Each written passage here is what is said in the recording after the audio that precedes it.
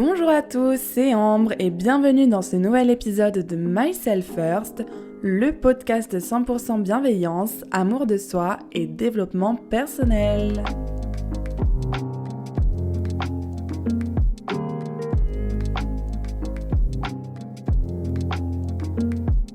Aujourd'hui, on se retrouve pour un épisode un peu spécial parce que j'avais envie de faire une FAQ. J'ai envie que ce soit vous qui me posiez des questions parce que assez souvent sur Instagram, je vous demande de me suggérer des idées parce que des fois, je suis à court d'idées.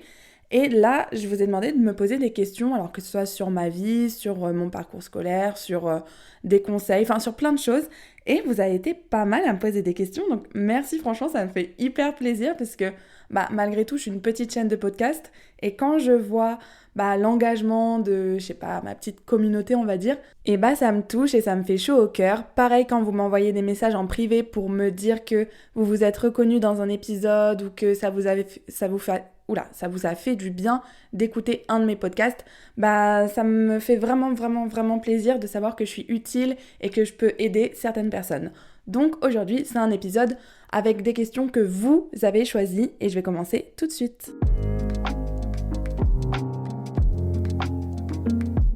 Alors, j'ai regroupé les questions en 3 grands groupes. On va tout d'abord parler des études, ensuite des relations et enfin le mindset et un peu d'autres questions diverses. Ok, alors la première question concernant les études, c'est quel est ton parcours scolaire ? Alors moi j'ai 22 ans et c'est ma 5e année d'études. En fait, j'ai fait un bac ES, donc économique et social.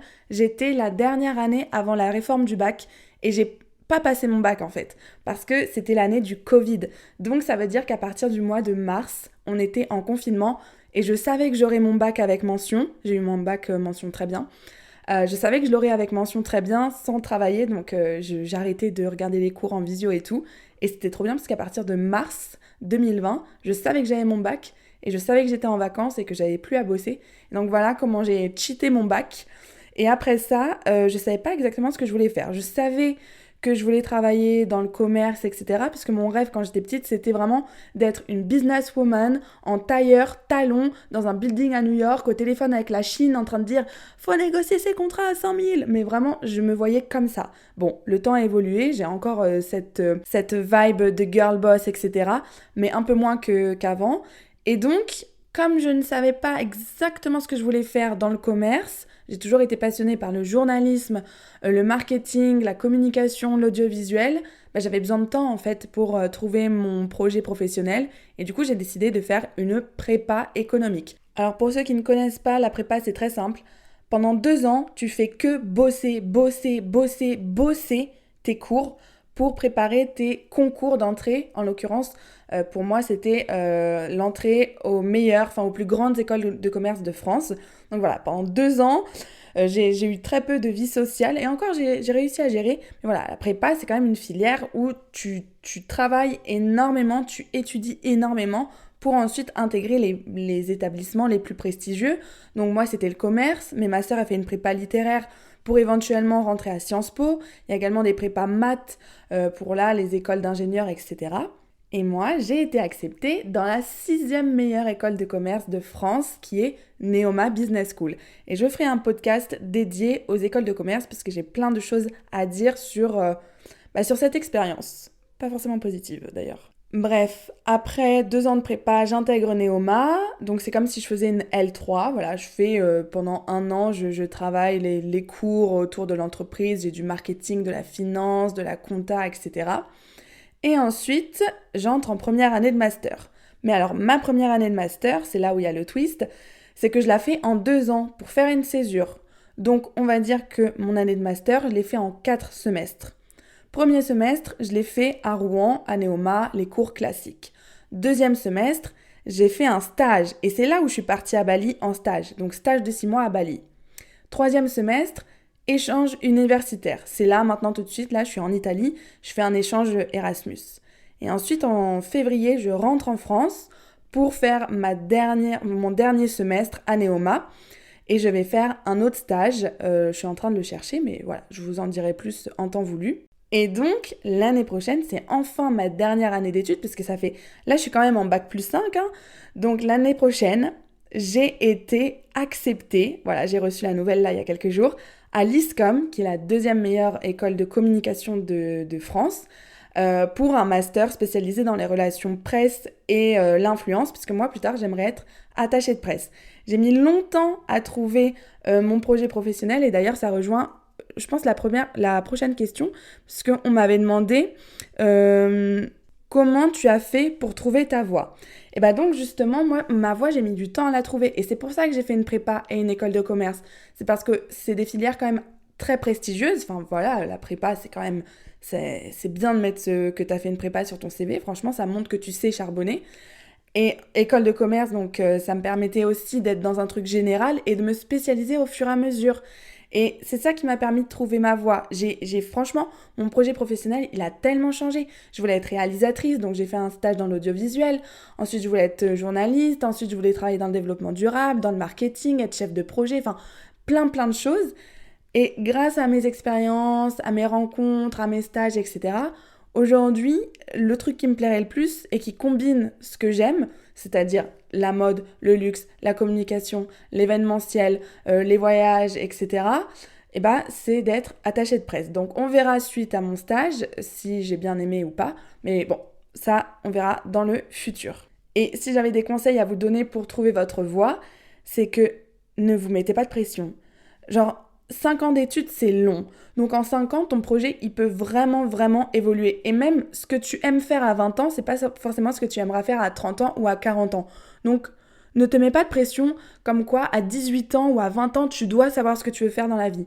Non, ça peut changer tout le temps et genre c'est totalement ok. Ma cousine, elle s'est réorientée plein de fois et franchement, je trouve ça trop cool. Il faut profiter des études justement pour savoir ce qu'on veut faire. Tes études, c'est le meilleur moment pour explorer plein de choses différentes et savoir ce que tu voudras faire plus tard. Et c'est totalement ok. Enfin, moi, vraiment, je trouve ça génial de se réorienter, même plusieurs fois, parce que faut profiter de ses études pour trouver sa voie. Et des fois, ça prend du temps et des fois, tu changes et genre, tranquille. Faut pas se mettre de pression et franchement, essayez, si vous savez pas ce que vous voulez faire après le bac, prenez un truc général et ensuite, spécialisez-vous au fur et à mesure. Moi, ça fait 5 ans que je suis en études. Et c'est qu'en dernière année de master que je change d'école pour me spécialiser, quoi. Donc, on a le temps. Qu'est-ce que tu aurais aimé savoir avant de commencer ton parcours scolaire? Ça, c'est une bonne question. Et franchement, je pense que j'aurais pas trop de conseils à donner, à part ne vous mettez pas l'impression de l'excellence. Ne visez pas les filières d'excellence. Moi, j'ai fait une prépa parce que c'était la filière d'élite. Franchement, c'était la filière d'élite. Mais je me suis jamais intéressée au BTS. Et avec du recul, je me suis dit, purée, en vrai, je pense que j'aurais préféré faire un BTS. Parce que quand je suis arrivée en école de commerce, ceux qui avaient fait un BTS, ils avaient déjà fait de la compta, ils avaient déjà fait de l'éco, enfin moi aussi, mais je veux dire, eux, ils avaient fait des trucs concrets. Et eux, ils avaient déjà fait des stages, ils avaient déjà une expérience professionnelle. Et moi, pendant les 2 ans de prépa, j'ai juste bachoté, j'ai juste digéré des formules de maths et des théories économiques à tout va. Et franchement, mon seul regret, c'est de ne pas m'être intéressée à d'autres filières, à d'autres chemins en fait. Donc, sachez que peu importe la filière que vous faites, il y aura toujours un moyen d'arriver là où vous voulez. Il va juste falloir peut-être un peu plus travailler, mais soyez curieux et vraiment regardez toutes les pistes. Si vous voulez travailler dans le commerce, regardez comment intégrer une école de commerce. Il n'y a pas que la prépa, il n'y a pas que le BTS, il n'y a pas que le DUT. Regardez toutes les différentes façons. En fait, les études, c'est pas que l'université ou l'école de commerce ou la médecine. Non, tu peux faire 1 an à l'université, ensuite tu pars 1 an en césure, ensuite tu fais 2 ans d'école de commerce, ensuite tu intègres une école de communication, pardon. Tu peux faire plein de choses. Il faut arrêter de penser que les études c'est juste un cursus, voilà, t'es parti pendant 5 ans, tu t'arrêtes pas. Non, tu dois le modeler selon tes envies et selon tes goûts. Et tes goûts, ils changent. Et des fois, t'as besoin de prendre une année sabbatique pour te reconcentrer, pour retrouver ton chemin, pour savoir ce que tu veux faire. Et ce n'est pas du temps perdu. Si vous devez redoubler, mais redoublez. On s'en fiche de ce que les gens y pensent et ce n'est pas une défaite. Vraiment, faut arrêter de se mettre la pression là-dessus.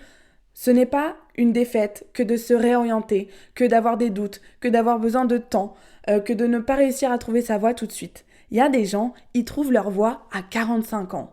Et bah tant mieux vaut tard que jamais. Et ce que je suis en train de dire d'ailleurs, ça rejoint une autre question qui m'a été posée qui est comment gérer les périodes de doute ou de motivation. Mais c'est génial de douter. Parce que si tu doutes, mais que tu persistes dans tes études, ça veut dire que t'es vraiment dans la bonne filière. Parce que tu arrives à surpasser le doute. Tu vois ce que je veux dire? Et si des fois tu as des manques de motivation, franchement, fais une pause. Quand j'étais en prépa et que je bossais pendant des heures et des heures, je sentais que je devenais moins productive. Et quand t'es moins productif, ça sert à rien de continuer. Vaut mieux faire une pause pendant 1 heure et voir pour toute la soirée et reprendre le lendemain. Parce qu'au moins, quand tu reprends, bah, t'es plus productif, t'es plus motivé. C'est totalement normal d'avoir des doutes, d'avoir des baisses de motivation. On est humain, c'est comme ça. Mais je pense que si tu arrives à surpasser ça, c'est que tu es vraiment motivé dans tes études et que du coup tu es sur la bonne voie. Mais si tu n'as aucune motivation, que tu n'aimes pas aller en cours, etc., c'est peut-être que tu t'es trompé de filière et encore une fois, c'est ok de se réorienter. Et la dernière question concernant mes études, c'est comment survivre en prépa. Peut-être que je vous ferai un épisode vraiment focus que sur mes études si ça vous intéresse, avec plein de conseils, etc. Là, j'ai l'impression de me prendre pour une conseillère d'orientation. Mais la prépa, c'est dur, mais en même temps, c'est enivrant. Parce qu'il faut le voir comme une expérience. C'est comme la médecine. Tu vas en chier pendant 2 ans en prépa, ok? Et l'école, et les devoirs surveillés. Moi, j'avais mes DS le samedi matin. Ça veut dire le samedi, je me réveillais à 7h30 pour me taper un DS de 4 heures d'écho. Non, mais c'était une dinguerie. Mais une fois que t'as fini, une fois que t'as passé les concours, une fois que t'as les résultats, mais t'as un sentiment de « je l'ai fait » et t'as un sentiment de fierté et t'es invincible. Il faut vraiment le voir comme une expérience, surtout que ça dure pas longtemps. La prépa, en vrai, c'est 1 an et demi, puisque tu passes tes concours à partir de avril-mai. Mais si je devais vraiment donner un conseil, c'est de bien s'entourer. Vous ne réussirez jamais en prépa si vous êtes tout seul. Enfin, en tout cas, très peu de personnes. Parce que moi, en première année de prépa, je m'étais vraiment mise dans mon coin. J'étais très isolée. Et en deuxième année, mes notes, elles ont grave augmenté parce que je me suis trouvée un groupe de potes et parce qu'il y avait un garçon en particulier qui m'a énormément aidée dans mes concours. Il me faisait bosser, on passait nos week-ends à la bibliothèque. Franchement, c'était le sang. Vraiment, c'était le sang. Donc, entourez-vous des bonnes personnes en prépa. Et quand je dis bonnes personnes, ce sont à la fois vos copines qui vont vous vider la tête, qui vont sortir avec vous, qui vont vous faire rigoler, mais en même temps avec qui vous pouvez préparer les exposés, travailler, vous faire réviser, etc. Donc, il faut trouver le bon équilibre. Mais allez, c'est 1 an et demi de ta vie pour le reste de ta vie. Là, tu es en train de préparer les 40 prochaines années. Donc, vas-y, bouge-toi le cul, révise, et puis là, de toute façon, dans quelques mois, c'est terminé, puisque dans quelques mois, il y a les concours. Et moi, je pense que... Parce que je sais qui m'a posé la question, et je m'en fais vraiment pas pour toi. On a fait le tour des questions sur mes études, mais je pense peut-être faire un épisode consacré à mon parcours scolaire. Je pense que ça peut être assez intéressant, donc voilà, j'irai plus en détail dans un prochain épisode.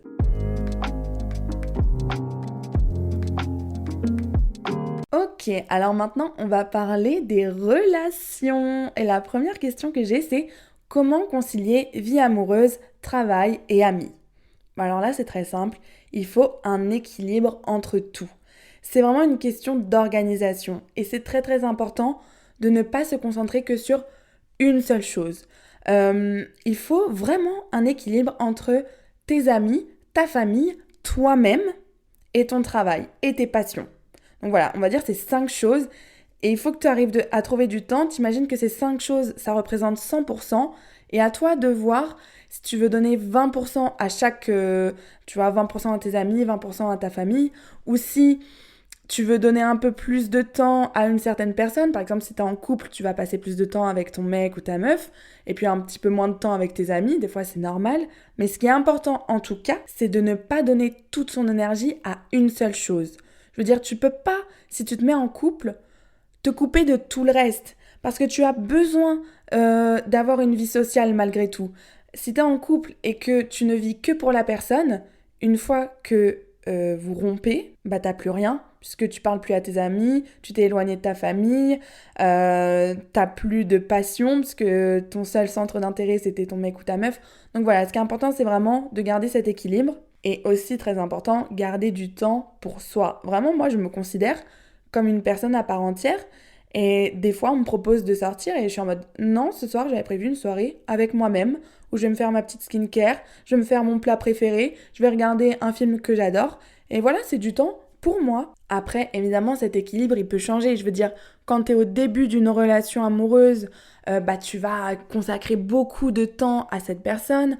Quand tu montes une entreprise, par exemple, tu vas consacrer beaucoup de temps à ton travail. Mais ce qui est important, c'est que ce soit seulement une exception et qu'ensuite tu puisses retrouver ton équilibre. Quels sont les signes d'une relation toxique? C'est très simple. En fait, je pense que quand tu es dans une relation toxique, tu le sais. Parce que déjà, ton corps parle. Écoutez votre corps. Moi, j'ai eu une petite relation toxique il y a 2 ans et c'était horrible parce que ça a duré seulement quelques mois, hein. C'était pas un truc grave, c'est juste que moi j'avais des sentiments et lui il me sortait des grands discours comme quoi j'étais géniale, comme quoi il allait s'engager avec moi et puis ses actions il montraient le contraire. Et donc moi je m'accrochais à lui, en plus j'étais vraiment très vulnérable à ce moment-là, j'avais besoin d'amour, j'avais besoin d'attention. Donc c'était une relation toxique dans ce sens-là, mais attention, moi j'estime qu'une personne n'est jamais toxique. C'est toujours une relation qui est toxique. Parce que le mec en question, là, d'ailleurs c'est le même qui m'a aidé à préparer mes concours, big up, et lui c'est un mec génial, et moi je suis une meuf géniale, mais ensemble c'était hyper toxique. Voilà, ça c'était pour la parenthèse. Mais donc quand j'étais dans cette relation, j'avais la boule au ventre. Je me réveillais le matin en pleurant, parce que je rêvais qu'il me trompait dans mon rêve, c'était incroyable. J'avais une intuition, j'avais mal au cœur, mal au ventre. Je pleurais tout le temps, des fois je savais même pas pourquoi. Et puis le corps, il peut parler d'une autre manière. Par exemple, quand il t'envoie un message ou elle t'envoie un message, ton cœur il bondit, ou alors tu te sens un peu stressé, ou alors quand vous avez des rapports intimes, après t'as des infections urinaires. Ça veut tout dire. Si quand tu as un rapport sexuel avec une personne et que à chaque fois t'as des infections urinaires, franchement ton corps te dit quelque chose. Et écoute-le. J'ai aussi entendu des témoignages comme quoi une personne avait de l'urticaire, avait des démangeaisons, enfin vraiment son corps faisait de l'eczéma quand elle était en compagnie d'une certaine personne. Donc je pense que le plus grand indicateur pour savoir si on est dans une relation toxique, c'est son corps. Parce que vraiment le corps sait des choses que notre tête ne peut pas savoir parce qu'elle ne veut pas imaginer. Personne n'a envie de se dire qu'il est dans une relation toxique. Après évidemment il y a plein d'autres signes, mais là j'avais envie de vous parler vraiment du corps parce que j'ai prévu de faire un épisode sur les relations toxiques. Donc je vais garder le reste pour le prochain épisode. Comment gérer la distance dans les relations? Et pour moi, c'est hyper simple parce que je pense que quand il y a vraiment de l'amour entre deux personnes, et je parle d'amour familial, amical, amoureux, la distance, c'est pas un problème. Moi, vous savez, là, depuis 1 an, je suis aux 4 coins du monde. Non, c'est faux, je suis juste à Bali, hein. Je me prends pour qui? Non, mais je veux dire, j'ai passé 6 mois à Bali, j'ai vu personne, mais mes copines, que j'avais pas vues depuis 6 mois, je les aimais toujours autant quand je les ai vues. Notre amitié, elle a pas changé. Ma meilleure amie, que je connais depuis 11 ans, 12 ans, 13 ans, je sais plus, en réalité, c'est l'amie que je vois le moins, mais c'est celle que j'aime le plus. Donc la distance, ça change vraiment rien à l'amour que j'éprouve pour elle. Et pareil pour ma famille, là, ça fait longtemps que je les ai pas vus, mais je les aime toujours autant. Donc si une relation est saine, si deux personnes s'aiment réellement, la distance, ça ne change rien. Alors évidemment, dans les relations amoureuses, c'est un peu particulier parce qu'il y a le contact physique, l'intimité qui est très très important pour garder ce lien. Mais je veux dire, s'il y en a un qui part pour un semestre à l'étranger, voilà, seulement quelques mois, ça ne devrait rien changer à la relation. Enfin, moi, j'ai plusieurs copines qui ont eu des relations à distance et ça se passait super bien, quoi. Donc l'amour, ça n'a rien à voir avec le sexe, avec le contact physique ou avec la distance. S'il y a vraiment de l'amour, la distance, c'est pas un problème. Et en réalité, en 2024, enfin moi, quand j'étais à Bali, je vous jure, ma famille ne me manquait pas parce que on a la technologie. Donc on a les appels, on a les snaps, on a les visios, donc on est toujours en lien. On s'envoyait des photos, j'étais au courant de tout ce qui se passait dans ma famille en temps réel. Donc en réalité, la distance, tranquille. Si c'est seulement pour quelques mois, tranquille. Et dernière question, comment savoir quand mettre fin à une relation? Alors ça, pareil, je vais développer dans mon épisode sur les relations toxiques, mais il n'y a que vous qui pouvez savoir quand est-ce que c'est le bon moment. Des fois, tu es au courant que tu n'aimes plus la personne, ou que tu n'es plus heureux, ou alors que tu es dans une relation toxique. Tu le sais, mais tu n'es pas prêt à mettre fin à une relation. Parce que des fois, il faut le déclic. Et c'est pareil, en tant que copine, je vois mes amis dans des relations toxiques et je sais que j'aurais beau leur dire de quitter leur mec, elles le feront pas. Parce que le déclic doit venir d'elles et elles seules. Des fois, ça peut prendre du temps pour quitter quelqu'un. Parce qu'il faut vraiment être prêt. Mais c'est pas grave de prendre du temps. À partir du moment où tu te dis, ok, cette relation ne m'apporte plus rien, je veux quitter la personne, dis-toi que la décision est prise. Ok? Après, quand est-ce que tu quittes vraiment la personne, ça, c'est pas si grave finalement. Ce qui est important, c'est que tu aies pris la décision dans ta tête.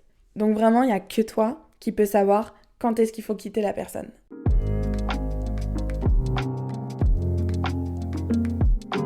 On est déjà à la dernière partie de cet épisode et c'est un peu les questions autour du mindset.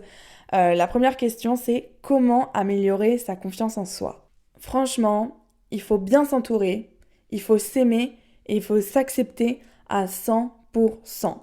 Moi, ma confiance en moi, je l'ai eue grâce à une de mes amies. Franchement, je me rappelle très très très très très très bien. C'est une meuf hyper... Enfin, elle est incroyable et elle a le mindset girl power, girl boss, etc. Et elle a extrêmement confiance en elle. Et au début, quand j'étais copine avec elle, je me sentais un peu...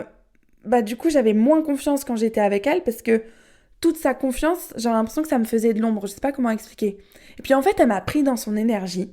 Et c'est grâce à elle que j'ai commencé à avoir confiance en moi et ensuite j'ai pu faire le travail toute seule. Et comment j'ai réussi à vraiment avoir confiance en moi? C'est que j'ai appris à m'aimer. Vous pouvez pas avoir confiance en vous si vous vous aimez pas. Enfin, ça paraît assez logique. Et pour s'aimer, il faut s'accepter. Il faut s'accepter avec ses forces, ses faiblesses, ses qualités, ses défauts. Il faut s'accepter comme on est. Et il y a pas longtemps, j'ai entendu une phrase mais géniale. Ce que tu ne changes pas, tu le choisis. Donc si tu décides de ne pas changer les choses que tu n'aimes pas chez toi, ok, c'est ton choix, mais ne te plains pas de ça et ne te plains pas qu'après t'as pas confiance en toi. Il faut travailler sur des trucs et c'est compliqué d'avoir confiance en soi. Franchement, moi, l'exercice le plus compliqué de confiance en moi, ça a été quand j'étais à Bali. Et à Bali, je pouvais pas faire de brushing parce que à cause de l'humidité, voilà, je devais garder mes cheveux naturels. J'avais des plaques de boutons et je pouvais pas mettre de maquillage parce qu'encore une fois, à cause de l'humidité, ça tenait pas. J'étais en maillot tout le temps et j'aimais pas mon corps. Donc déjà, je devais être au naturel et m'accepter au naturel alors que je ne m'aimais pas au naturel. Mais en plus de ça, Bali, c'est quand même l'endroit, the place to be, avec toutes les mannequins, les meufs les plus fraîches, les influenceuses, etc. Donc non seulement je me trouvais moche, mais en plus j'étais entourée de meufs hyper jolies. Et ça, au niveau de la confiance, c'était hard. Et j'ai réussi à passer au-dessus et à comprendre que ma confiance ne venait pas de mon physique, mais de mon charme, de mon charisme, de mon aura et de ma personnalité en fait. Donc je pense qu'on a chacun un travail à faire sur sa confiance en soi. Et il faut aussi accepter qu'on ne peut pas avoir confiance en soi à 100% dans tous les domaines et tout le temps. Des fois, je me réveille, je me trouve moche, j'ai pas confiance en moi et je vais être un peu renfermée pendant la journée. Mais des fois, je me trouve trop trop fraîche, donc je vais marcher la tête haute, au ralenti, slow motion, tout ça, parce que je me sens vraiment confident. Et c'est important aussi de savoir dans quel domaine on est fort et dans quel domaine on peut vraiment avoir confiance en nous. Par exemple, moi, je sais qu'à l'oral, je suis hyper forte. Donc, quand je passe un entretien pour un stage, pour une alternance, pour peu importe, j'y vais, mais avec tellement de confiance en moi, parce que je sais que je plais aux recruteurs. Je sais que ma personnalité est incroyable. Je sais que je suis à l'aise à l'oral. Donc, j'ai construit cette croyance que j'étais forte en entretien. Et du coup, effectivement, je réussis tous mes entretiens. Mais il y a d'autres domaines dans lesquels j'ai moins confiance en moi. Et du coup, il faut que je me fasse des preuves. Parce que vous voulez la technique pour avoir confiance en vous? La confiance en soi passe par les preuves qu'on se donne à soi-même. En fait, on a une relation avec soi Et c'est la plus importante. Donc si tu passes ton temps à te laisser tomber, à te montrer que tu ne peux pas compter sur toi, bah effectivement, tu n'auras pas confiance en toi. Mais si à l'inverse, tu fais en sorte de réussir, de te donner les preuves, tu te fais des promesses et tu les tiens, bah tu montres que tu peux compter sur toi et donc tu as confiance. Il faut que chaque jour, tu prennes l'habitude de te fixer des petits objectifs et d'y parvenir. Et il faut que tu sois sûr d'y parvenir. Par exemple, si tu as envie de lire, fixe-toi 5-10 minutes pour commencer de lecture par jour et tiens-y toi. Ça peut être diminuer le sucre, ça peut être vraiment des petits trucs cons, des petits trucs du quotidien, mais il faut que tu réussisses. Ça peut être écrire dans un journal intime, faire de la méditation, on s'en fiche, faire 10 minutes de sport. Commence petit et show up. Je sais pas comment on dit en français, c'est insupportable, je fais un anglicisme. Mais donne-toi les preuves, montre-toi que tu peux te faire confiance. La confiance en soi, c'est vraiment tout un chemin, tout un parcours, tout un travail. Ça prend plusieurs années, des fois, mais ça vaut le coup. Parce que, je sais pas, moi, depuis que j'ai confiance en moi, je me sens bien, je me sens belle, enfin, je sais, enfin, c'est con ce que je vais dire, mais il y a quelques mois, quand j'étais à Bali, je voulais faire une cure de sucre, enfin, une cure sans sucre. Et j'y arrivais pas parce que j'étais persuadée, en fait, comme j'avais mes TCA et que j'essayais de faire des régimes et qu'à chaque fois je tenais pas mes régimes, bah, j'étais persuadée que je pouvais pas faire une détox de sucre. Et donc effectivement, au bout de 3 jours, j'ai craqué et j'ai remangé du sucre. Et ben là, j'ai décidé de la refaire, mais pour les bonnes raisons, c'est-à-dire pas pour perdre du poids, mais parce que j'ai envie de me concentrer sur ma santé et je sais que je suis assez addict au sucre, donc voilà, j'ai envie de stopper. Et là, ça fait une semaine que je n'ai pas mangé 1 gramme de sucre et je suis tellement fière de moi, ça me donne tellement confiance en moi, je me dis, je peux le faire, je peux vaincre mon addiction au sucre. Et c'est tout con, vraiment c'est tout con, mais pour moi c'est un truc de fou quoi. Et du coup je sais pas, ça me donne ce truc de... Je me trouve encore plus jolie, encore plus forte, encore plus rayonnante et voilà. Et j'ai dans mon téléphone une liste de toutes les choses que je vais faire tous les jours, donc je peux vous la lire. To-do list, morning yoga, donc c'est-à-dire je commence ma journée en faisant des étirements, massage visage, parce que j'ai envie de resculpter mon visage, publier TikTok, story Insta, écrire un article parce que je veux commencer à écrire pour des blogs, lecture 30 minutes, méditation 15 minutes, écrire dans mon journal intime, manifestation, écouter un podcast de mindset et regarder un documentaire. Bon, voilà. Ça, ce sont mes objectifs quotidiens.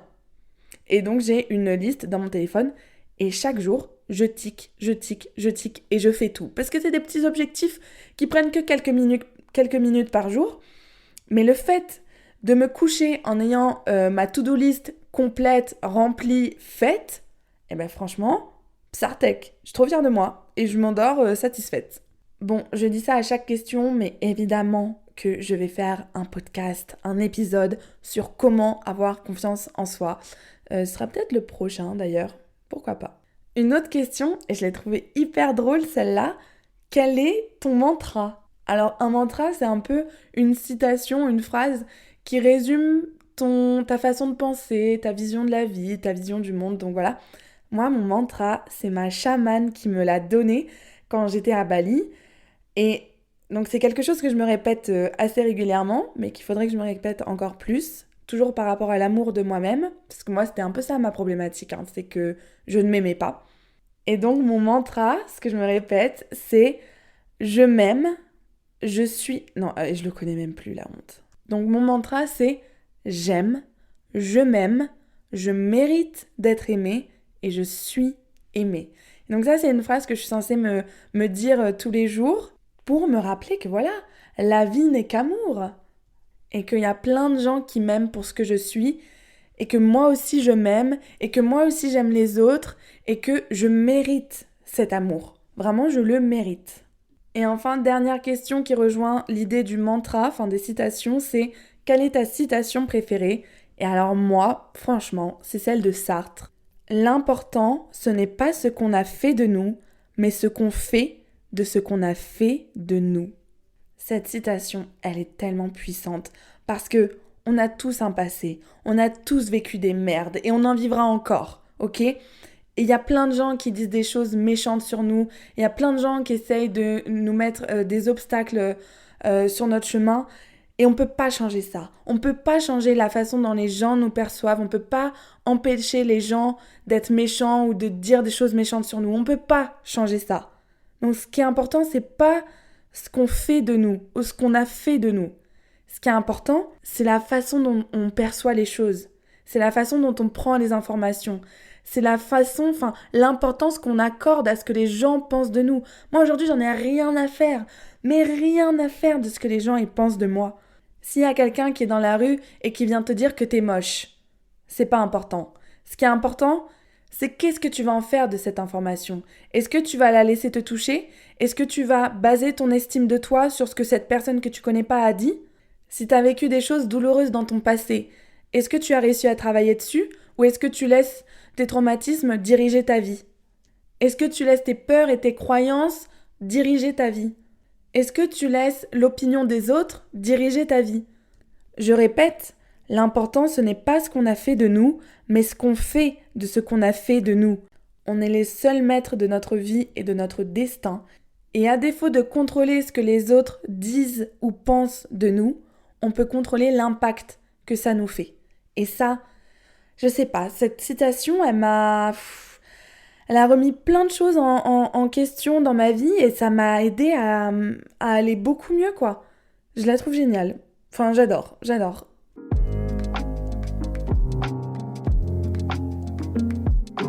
Bon, on arrive déjà à la fin de cet épisode. Franchement, je pense que de temps en temps, je vais faire des petites FAQ comme ça parce que ça permet d'aborder plein de thèmes et de me donner aussi plein d'idées d'épisodes parce que je vois un peu vos centres d'intérêt du coup. Si ça vous a plu, si j'ai répondu à vos questions, n'hésitez pas à m'envoyer un message sur Instagram. Franchement, comme je l'ai dit en début d'épisode, ça me fait toujours super plaisir. Et nous, on se retrouve dans 15 jours pour un nouvel épisode de Myself First. Bisous!